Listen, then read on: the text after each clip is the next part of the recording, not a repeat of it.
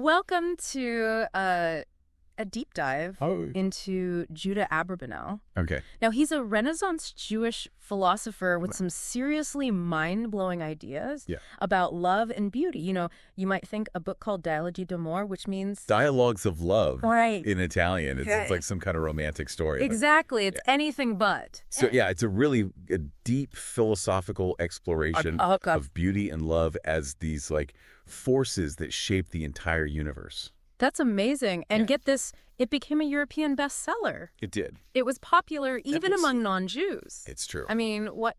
So I am so excited to unpack all this with our expert today. Well, thank you. And really understand what made Abrabanel's ideas so captivating. Well, he was a fascinating product of his time. Okay. You know, a time of immense change and upheaval. Even his life alone is a story worth telling. Okay, well, let's hear it. Give me the story. Well, Judah was born into a very prominent Jewish family in Portugal. Okay. And his father, Don Isaac Abrabanel, was a renowned philosopher and financier and advisor to royalty.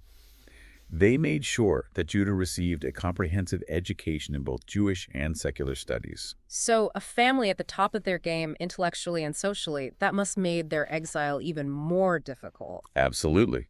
Political and religious turmoil forced the Abrabanels to flee Portugal, and then later Spain, eventually settling in Naples. I mean, can you imagine the upheaval of leaving your home, everything you know? Yes. And he even writes about this in his poem. Luna al-Haziman. Which means the travails of time. Right. He laments that time has scattered his loved ones. All his loved ones. All across the world. He even says that time hit my heart with pointed shafts. I mean, powerful imagery. Yeah. So this constant transition, it just makes it even more remarkable that he produced any philosophical works. It really is. Yeah. At all. And Dialoghi d'amore, as we said, is written in Italian. Yeah. So why Italian? Wouldn't Hebrew or Latin have been more typical for a Jewish philosopher back then? Well, it's a sign of this shift happening in Jewish intellectual circles. Okay. Abrabanel really embraced the Italian language and the popular genre of the Trattato d'amore, which means treatise on love in Italian, to engage with broader Renaissance themes and to make complex ideas accessible to a wider audience. So he's not just talking to Jewish scholars. No, not. He's saying, hey, this is a conversation that we all need to have. Exactly. But before we get to his ideas about love and beauty, what about his general approach to philosophy? He doesn't seem hung up on that faith versus reason debate that really dominated medieval thought. It's refreshing, right? Yeah.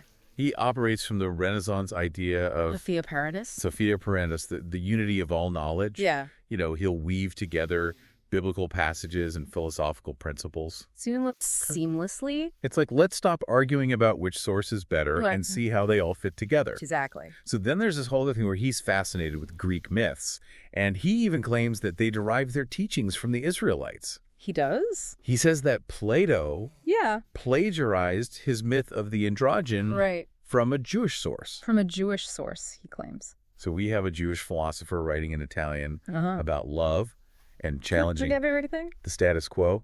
This is already shaping up to be a wild ride. Buckle up. But let's get to the heart of it. Okay. How did Abrabanel define beauty and love? Well, for Abrabanel, beauty wasn't just some superficial pleasure. Okay. He defined it as that which delights the mind, that recognizes it and moves it to love. So it's not just about how something looks. It's about how it makes you think and feel. Exactly. Okay. So how does this connect to his overall view of the universe? Well, he believed that this experience of beauty, that this like spark of recognition is what leads to love and then ultimately to a desire to create. Okay. So he saw the entire universe as a product of God's love for beauty. Okay, so he's suggesting that the universe itself is a work of art. Yes. Born out of God's desire for beauty. For beauty. That's a pretty radical idea. It is. And it gets even more interesting because he goes as far as to suggest that God loves, which challenges the traditional notion that love stems from lack or imperfection. Okay, hold on. If God is perfect, what's he lacking? Why would he need to love? That's what's so revolutionary about Abrabanel. He flips the script and says that God's love isn't about lack. It's about abundance. It's about overflowing with so much love that it spills out into creation. Okay. He's drawing on Hasdai Crescus, who saw love as a fundamental attribute of God's perfection. So it's not about God needing something. It's about God wanting to give something. Yes. To share his love and beauty with the universe. Exactly. Mind blown. But how do we as humans fit into all of this? Excellent question. To understand that, we need to explore Abrabanel's ideas about the human soul and its capacity to, perceive and reflect this divine beauty that he sees woven throughout the universe. Okay. Yeah. So for Abrabanel, the human soul is like this bridge between the physical world and the divine. Yeah. He describes it as having these two faces, Right. one turned towards the material world, our senses, Right. and the other towards, the intellect and spiritual understanding. So our soul is kind of staying in the middle. Yeah, in a way. Trying to reconcile these two, like, opposing forces. Yeah, exactly. And Abrabanel believes that this is actually the key to our spiritual growth. How so? It's through this back and forth, this constant effort to, bridge the gap between the material and the spiritual, that we evolve and become more attuned to the divine beauty that surrounds us. I see. Okay, so how does beauty actually help us in this process? I mean, we were talking earlier about the power of vision and the whole forza oculare thing. How does that fit in? Well, forza oculare, it means ocular power in Italian, and it's all about the power of sight. Okay. To illuminate not just the physical world around us, but also our intellect. Okay, so give me an example. Okay. How does light actually illuminate our intellect? Think about a time when you looked up at a starry night sky. Yeah. You see this vastness, The beauty. the complexity of the universe. Yeah. And it's not just a visual experience, right? It evokes a sense of awe and wonder. Yeah. Even a longing to understand our place within that vastness. So that's forza oculare at work. So the light from these stars is literally sparking an understanding within us. Exactly. It's like, our eyes are taking in this information. Yeah. And then our intellect is processing it, transforming it into something more profound. Okay. Something that touches our soul, Yeah. Okay.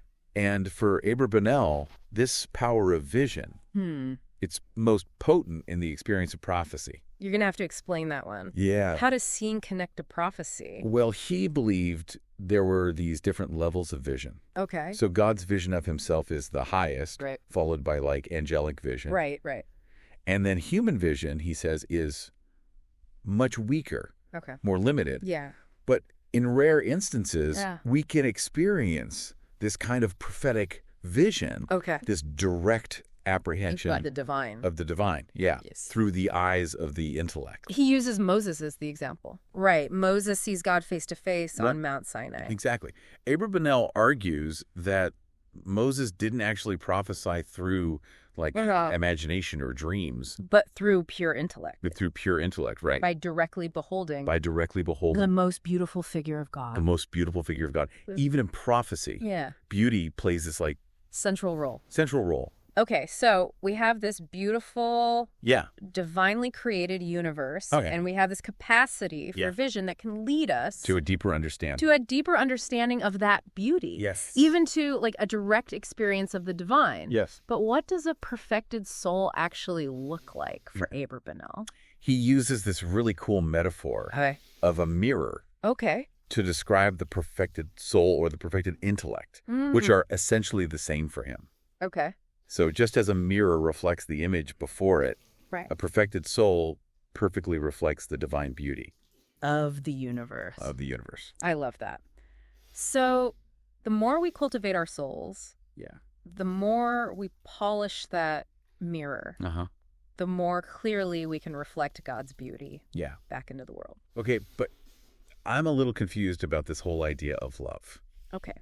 I mean, you were saying how Abrabanel challenges the traditional philosophical view that saw love as stemming from lack or imperfection. Right. Like the idea that you only love what you don't have. Right, exactly. The idea that love is all about Yeah. striving to become whole, to fill some kind of void. Exactly. But then Abrabanel looks at God, Right. the most perfect being, Yes. and says that God loves. Right.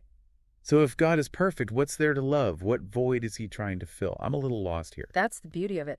Abrabanel completely flips the script on the traditional understanding of love. Okay. He says that God's love isn't about lack at all. Okay. It's about abundance. About overflowing with so much love that it spills out into creation. He actually defines divine love as God's inclination towards the universe, his creation, and the pleasure he derives from his union with him. So it's not about God needing something from us, but rather God wanting to give something to us to share his love and beauty with creation. Precisely. This is blowing my mind. This leads us, I think, to one of his most beautiful and thought-provoking concepts. Right. El círculo degli amari. Which means? The circle of love. The circle of love. Yeah. I love a good circle metaphor. I figured you would. Tell me everything. Okay, so imagine this circle that begins with God's love. Okay. And this love creates and sustains the universe through what he calls an emanative process. Okay. So higher beings overflowing with divine love, they procreate, so to speak. Lower beings parting their beauty in these descending degrees. So it's like a cascade of love and beauty flowing down from God to the lowest levels of creation. But what about us? Yeah. Where do humans fit in this circle? That's the amazing part. The circle doesn't just flow downwards. Okay. It also flows upwards. What? From the lowest to the highest, from the created back to the creator. Okay. It's the love of the imperfect for the perfect.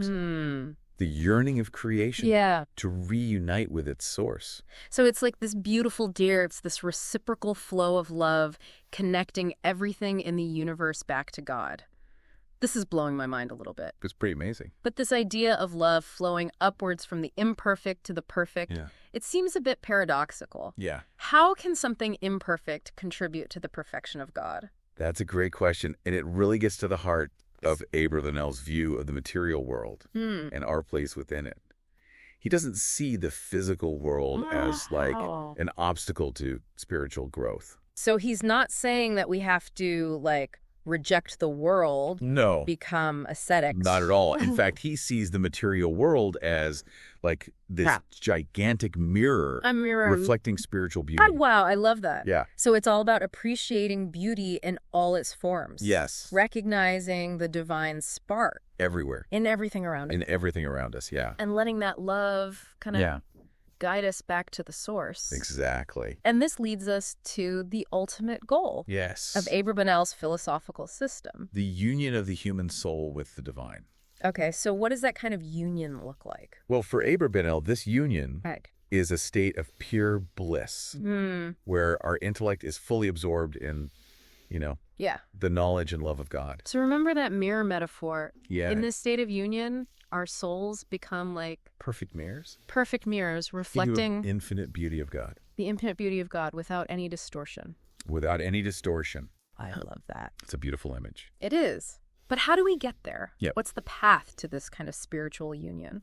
Abrabanel believed that by cultivating this virtuous love for both corporeal and spiritual beauty, we can gradually refine our souls. Polish that inner mirror. Yeah. And ultimately achieve that, joyful union with the divine. This is so inspiring, but I'm also curious about the reception of these ideas. Yeah. A Jewish philosopher blending Kabbalah with Greek myths and Renaissance thought. It must have ruffled some feathers. You're definitely right about that. And next we'll delve into the story of Abrabanel's legacy. Okay. And the impact of his ideas, both within Jewish circles and beyond. I'm still processing everything we've learned about Abrabanel's philosophy. Yeah. The beauty, the love, that circle connecting everything back to the divine. It's really inspiring. It is. But now I'm curious about how these ideas were received. Right. A Jewish philosopher blending Kabbalah with Greek philosophy and Renaissance thought, writing it all in Italian.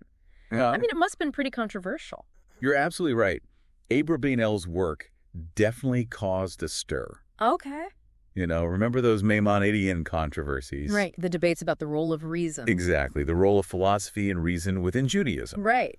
Well, Abrabanel's Dialoghi kind of reignited those tensions. Okay.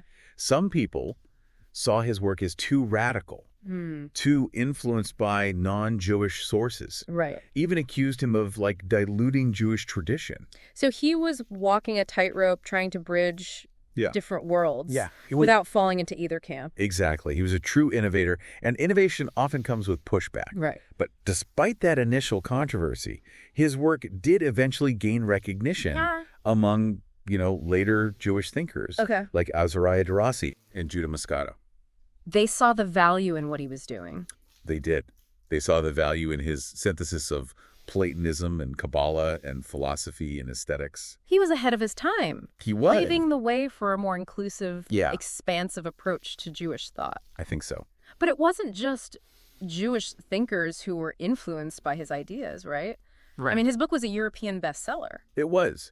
The Dialoghi was translated into multiple languages. Wow. And read by people from all walks of life. That's amazing. It is. It really speaks to, that universal yearning for meaning and connection that we all share. I think so. He was offering this new way of seeing the world. A new way of finding beauty and purpose. Yeah, finding beauty and purpose. Amidst all the chaos and uncertainty. Exactly. And his influence went beyond just, sparking these conversations. Okay. There's even evidence that Baruch Spinoza, one of the most important philosophers of the 17th century, had a copy of the Dialoghi in his library. That's high praise. It is. So, as we wrap up this deep dive into the world of Judah Abrabanel, what would you say is his most enduring contribution? Why should we still be talking about him centuries later? For me, it's his just unwavering belief in the power of beauty and love to connect us to something larger than ourselves. He offers this vision of a universe woven together by love. Right. Where even the physical world reflects the divine. Yeah. And in a world that so often feels fragmented and divided, I think that's a message that continues to resonate really deeply. It does. It does. So for our listener, what's one key takeaway? One idea that you hope they'll carry with them from this deep dive? I hope they'll remember Abrabanel's concept of the circulo degli amori. The circle of love. The circle of love, this beautiful and dynamic flow of love that connects everything in the universe. Back to the source. Back to its source. It's an idea that can inspire us to see the interconnectedness of all things. And all things, to recognize the divine spark. Within ourselves and in everyone around us. Exactly. Beautifully said. It leaves us with a sense of hope and possibility. Yeah. An invitation to participate in this cosmic dance of love and beauty. A huge thank you to our expert today. Oh, thank you. For guiding us through this incredible journey. It's been my pleasure. Into the mind of Judah Abrabanel. And to you, dear listener, we encourage you to keep exploring his ideas. You can find links to the Stanford Encyclopedia Philosophy article and other resources in the show notes. Until next time, keep seeking beauty, keep cultivating love, and keep diving deep.